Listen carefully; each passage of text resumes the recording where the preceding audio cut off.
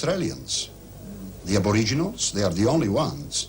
The man who wrote Australia's first racial and ethnic discrimination laws is himself of Spanish, Chilean and Irish descent. He was Immigration Minister under Whitlam and is now Community Relations Commissioner.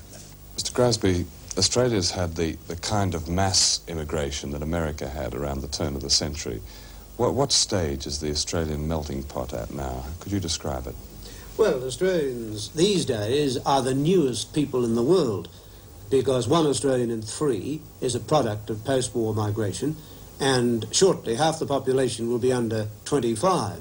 So if those people who were alive in Australia at the time of World War II are now in a minority.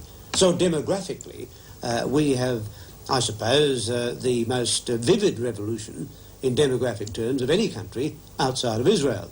You can see that if you look at the composition of the workforce. In factory terms, the factory worker, the man at the bench, the blue-collar working class, 6 out of 10 were born outside Australia. So the new working class are the new people, the new wave people who have settled. And if you make comparisons, say, with the United States, and I suppose most people around the world think of New York as a very cosmopolitan city, but only 19% of the people of New York were born outside the United States. In Sydney, 25% were born outside Australia. In Melbourne, 30% were born outside Australia. So those cities are far more cosmopolitan than New York City in 1976.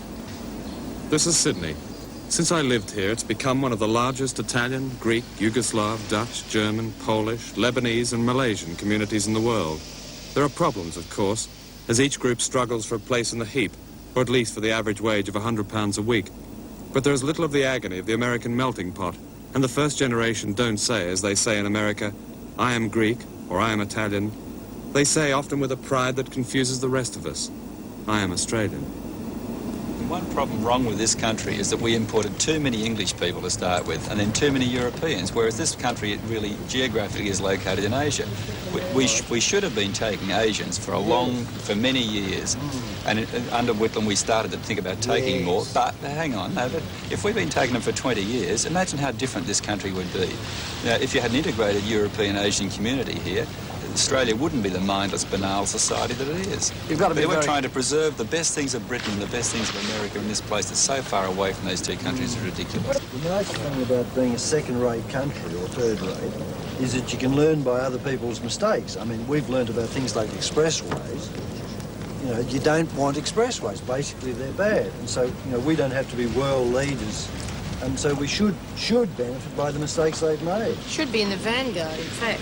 We don't have to be out the policemen of the world. We don't have to be setting examples for other countries to follow and all that sort of thing.